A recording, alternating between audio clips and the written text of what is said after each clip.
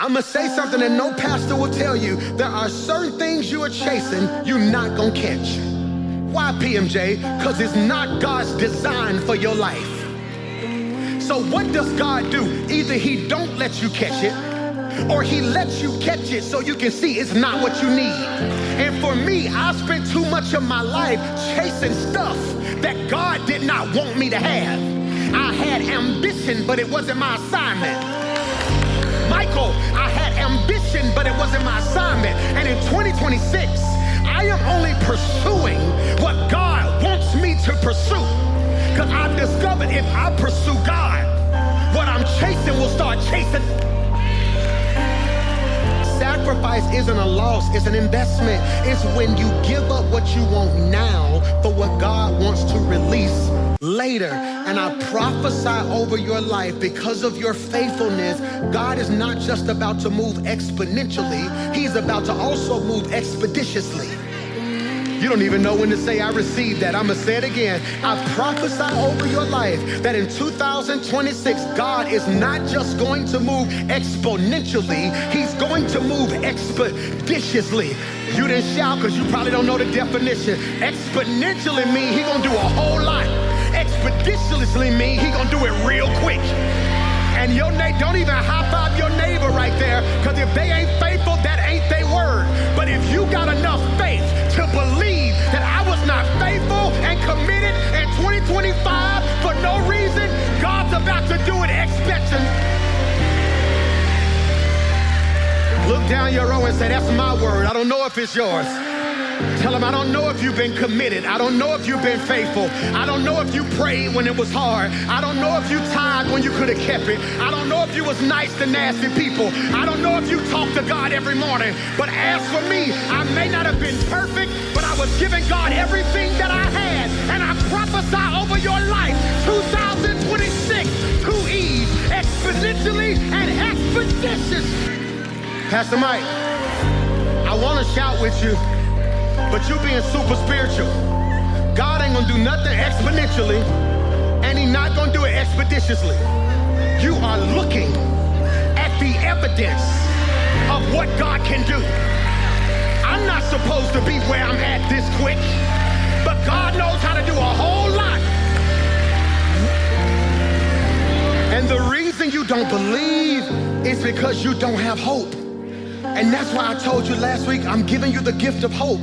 The gift of hope is the divine ability to stay convinced. Preach, Mike. The gift of hope is the divine ability to stay convinced on the inside when nothing makes sense on the outside. Tell your neighbor, I gotta leave you right here because you ain't got enough faith for me. Because if I'm being honest, what's happening on the outside don't make sense right now. On the outside, I ain't got the credit, but on the inside, I got favor. On the outside, I may not have the connection, but on the inside, if God be for me, who can be against me? You ought to touch 3 people and tell them, get your hope back, get your hope back, get your hope back.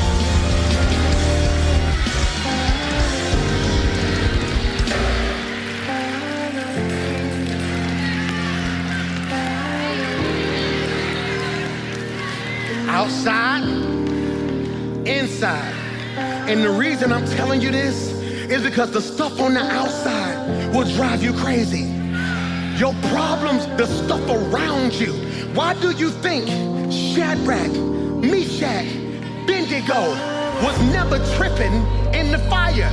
Because it was hot around them, but they was on fire on the inside. And the devil can't put nothing around me that can't touch what's in me. That's why they said, greater is he that is within me. Y'all gotta read me. And the gift of hope is the divine ability to stay convinced on the inside. And so what I'm telling you is, when I tell you, I don't play this God said thing. You have to been at my church now 10, 15 years. You can count on your hands how many times I say God said. I am telling you, the Lord told me.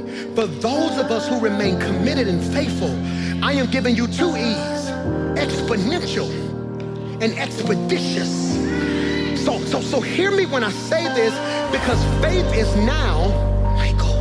Hope is next. Faith, I gotta run. It's when we believe God. Hope is when we expect God. Now, we had church last week when I said this. I'm gonna see if you brought your hope with you. I expect. I just need you to do an inventory of your whole row and ask them, do you expect? Do you expect? I expect my family to be blessed. I expect my career to take off. I expect coaches to ask about me. I expect my mother to prosper. You ought to jump up, sit down, and shout, I expect. Hear me? I expect. And I told you, expectation is the mental anticipation of a future event based on experience, desire, or evidence.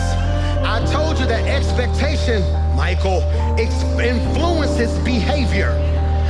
Do y'all hear what I'm saying? Expectation influences behavior.